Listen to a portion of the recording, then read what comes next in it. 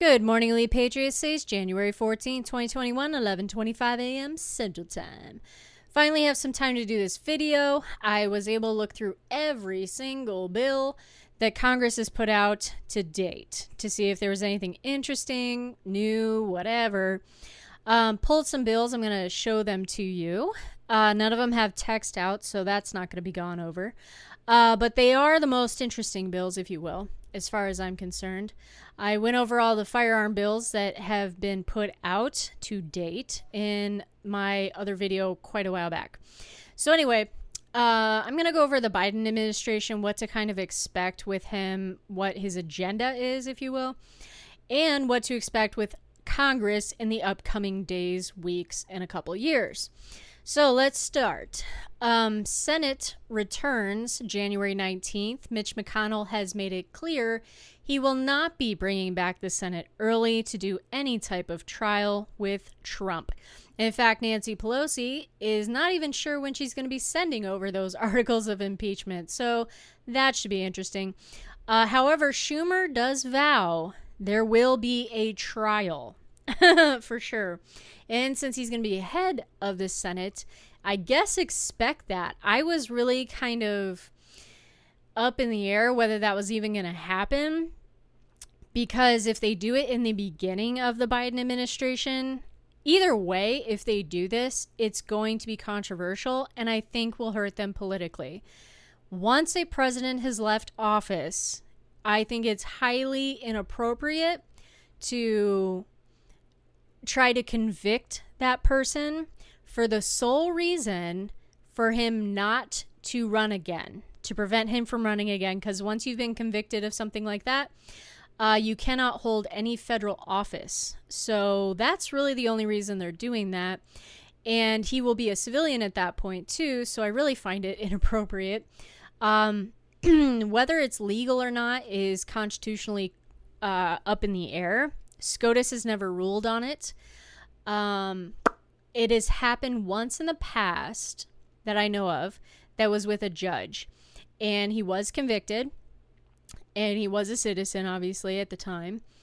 And it looked bad. But nothing came of it. It never went to the courts, no nothing.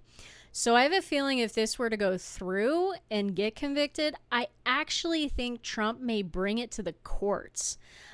Saying that it's not valid, he's a, citizen and all this stuff. Who knows how that would all go down.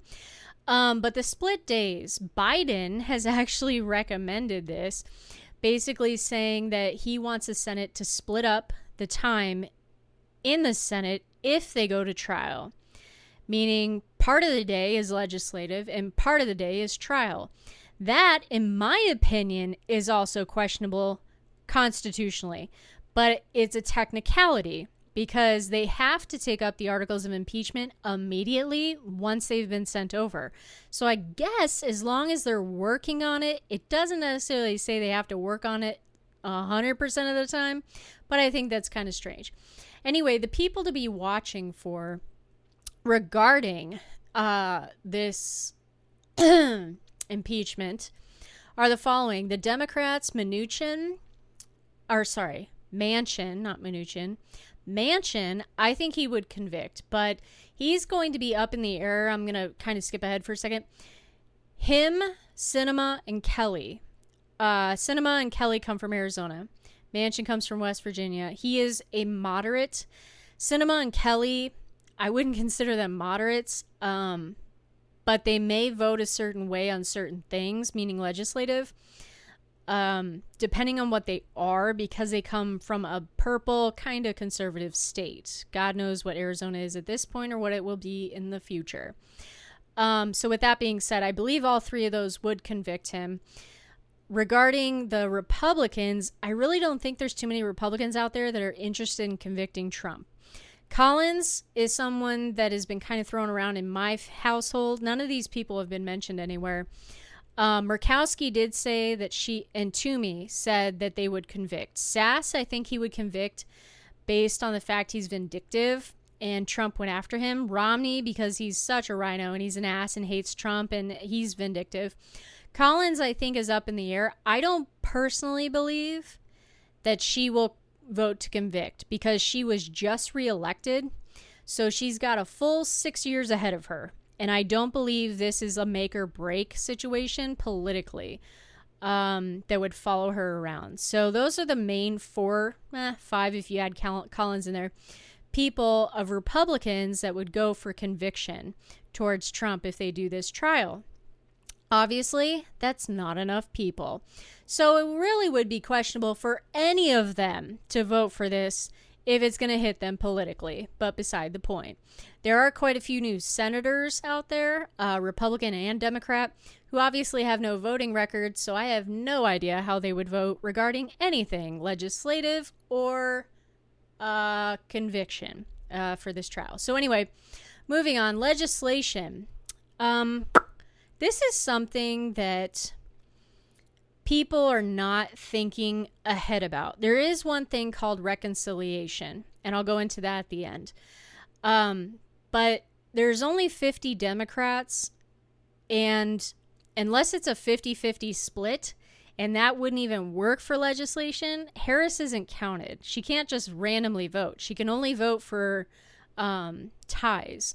So take that out of the mix. I don't know why people are thinking that that's a possibility.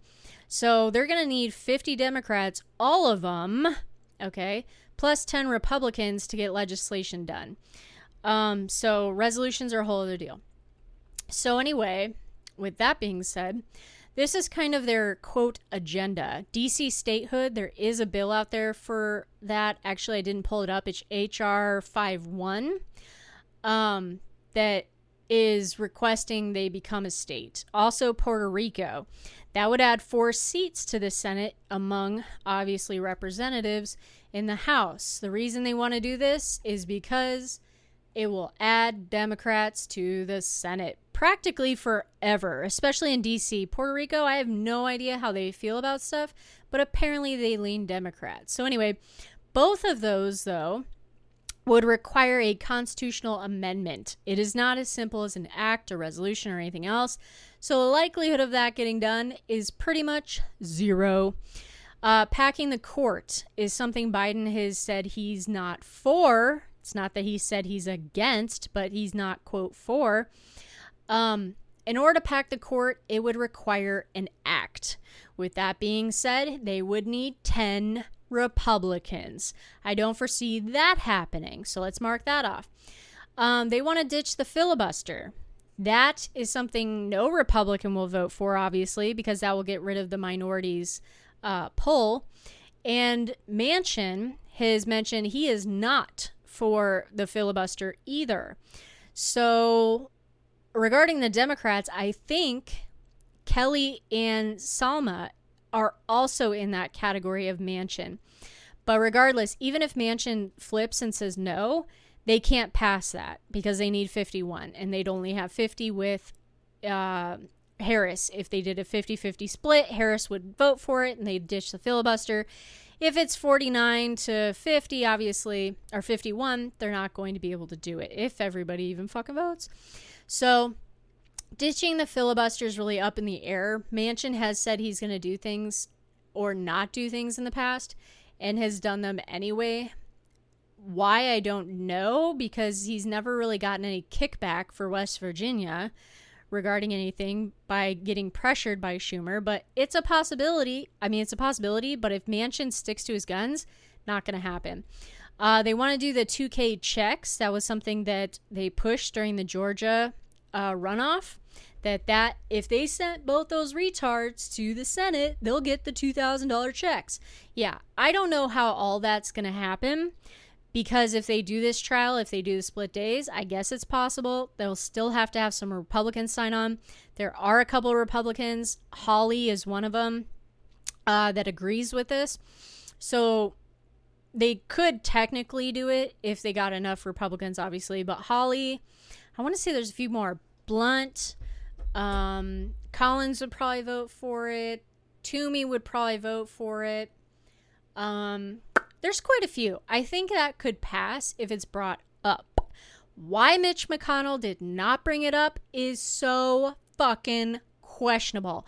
I have been thinking that through for a while now, It's like he intentionally wanted to lose the Senate to fuck up the Biden administration, because the Biden administration, had they not had the Senate, they'd have a check and balance on the House, the liberal agenda. But maybe Mitch was thinking long term and saying, well, if they fuck up enough and they do stuff, then everything will flip Republican. But at the same time, it's like you couldn't fix some of this shit. But then again, they wouldn't have 60 votes or stuff. But you couldn't fix some shit without having the White House. So that's really a flip of the coin, if that was his thought process. So I don't know. They want to do a 15 minimum wage, which would absolutely destroy the economy. It would raise absolutely the cost of living everywhere. And businesses would go down. Businesses would lay people off. There is nothing good about raising the minimum wage, especially to $15 an hour. You want to raise it a little bit? Fine, I guess. But I personally believe in federalism, and each state, each county, each city, whatever, should have their own state minimum wage to basically offset what they can afford and what is logical in their area.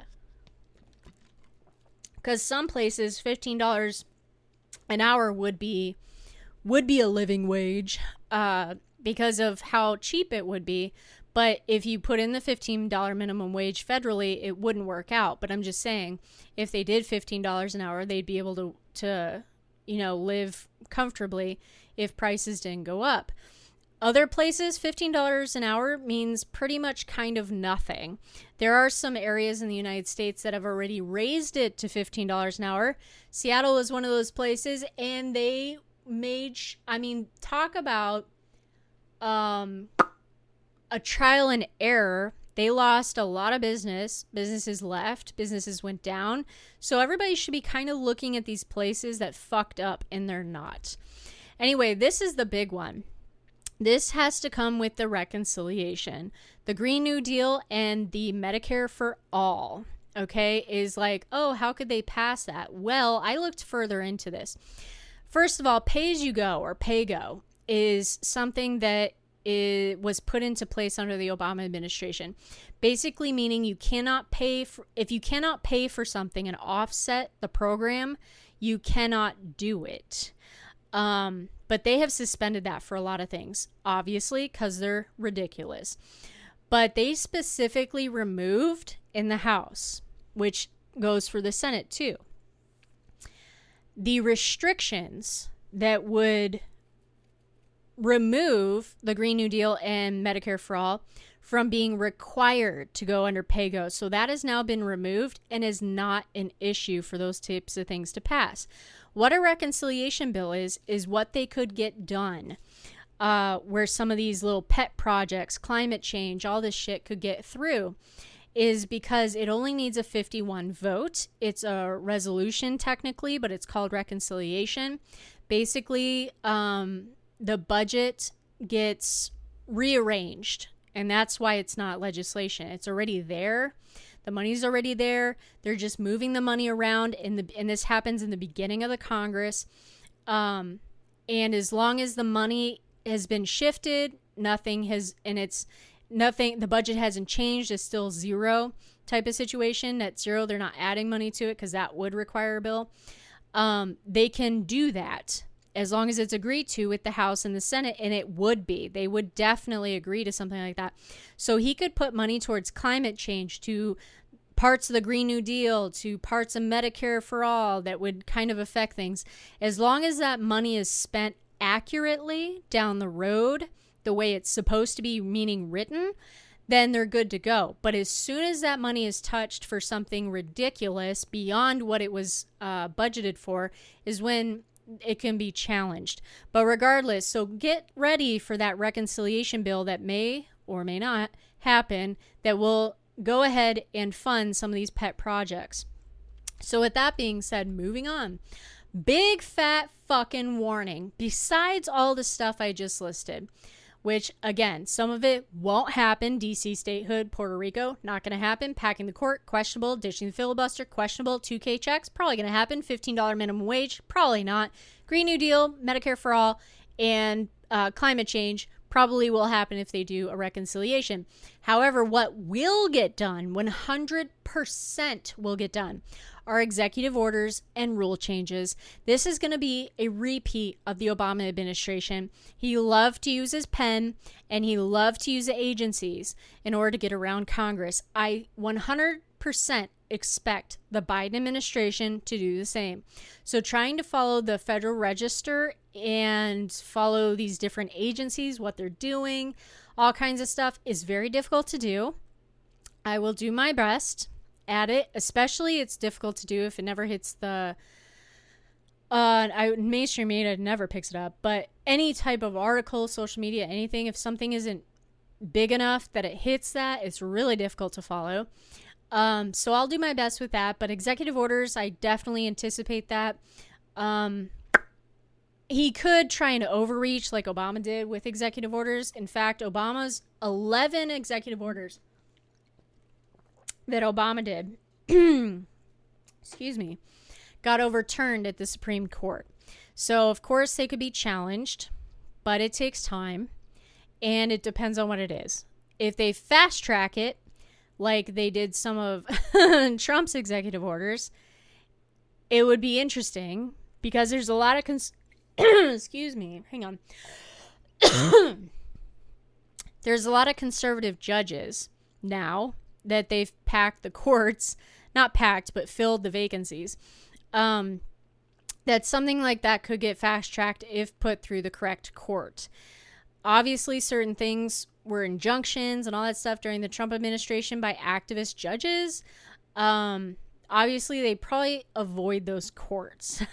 So anyway, the next thing we're going to look forward to is the 2022 election. It will have to do with flipping the Senate, flipping the House. We'll have to see how that all goes. I think it was pretty obvious, it was pretty good chances the House would flip to Republican until recently. After this wonderful breach at the Capitol, how they voted for the impeachment, everything else, it's very questionable politically how this is going to set in later down the road.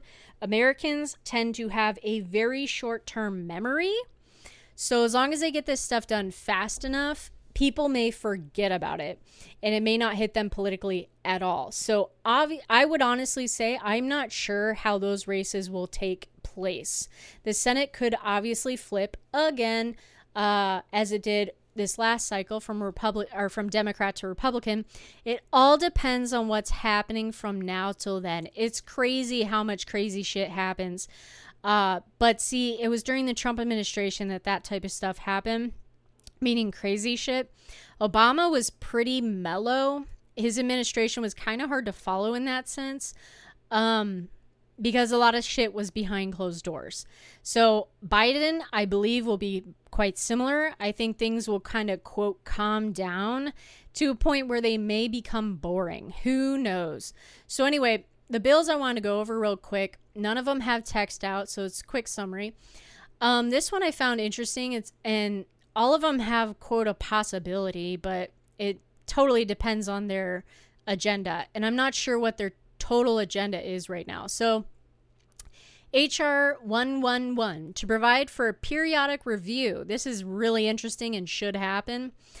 Of the efficiency and public need for federal agencies, to establish a commission for the purpose of reviewing the efficiency and public need of such agencies, and to provide for such abolishment of agencies for which the public need does not exist.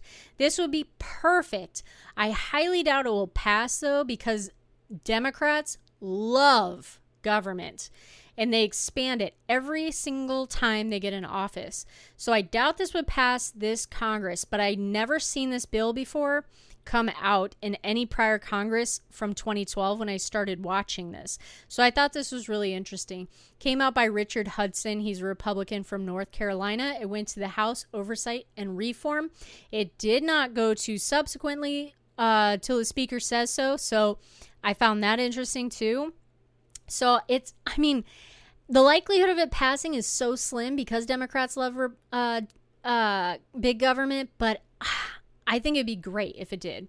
So anyway, House Joint Resolution 11, proposing an amendment to the Constitution of the United States to require the Supreme Court of the United States to be composed of 9 justices, came out by Dusty Johnson, a Republican from South Dakota.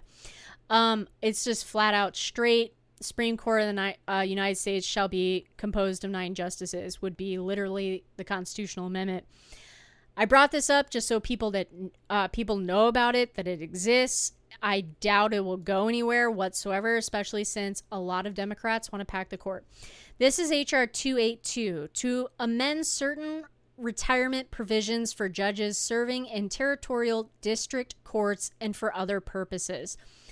I think this may have a chance in the House if Nancy Pelosi chooses to bring it up.